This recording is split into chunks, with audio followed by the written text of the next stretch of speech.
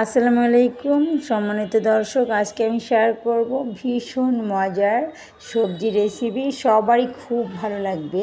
পেঁয়াজ, রসুন, কাঁচামরিচ, চিংড়ি মাছ, সয়াবিন তেল দিয়ে দিচ্ছি 100 গ্রাম পরিমাণ, ভালো করে কষিয়ে নিচ্ছি, সাথে লবণও দিয়ে দিয়েছি।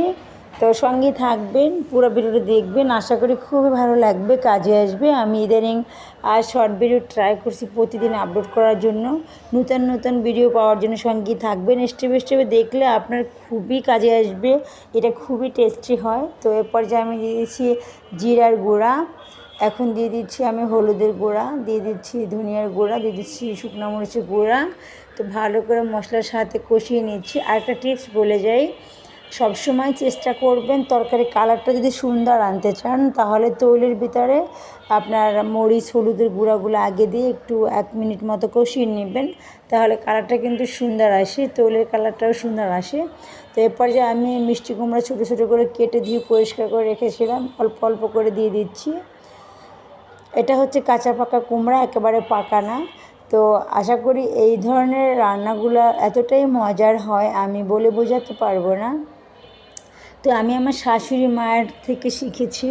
আমি সবজিটা রান্না করা হচ্ছে, এটা একটা আর্ট। বাসায় অনেকেই হচ্ছে স্পেশাল যে খাবারগুলো হয় সবাই এগুলো একটু শখ করে সুন্দর করে রান্না করে, বাট সবজিটা যে এতটা মজার করে রান্না করা যায় এটা আমি নিজে আগে জানতাম না।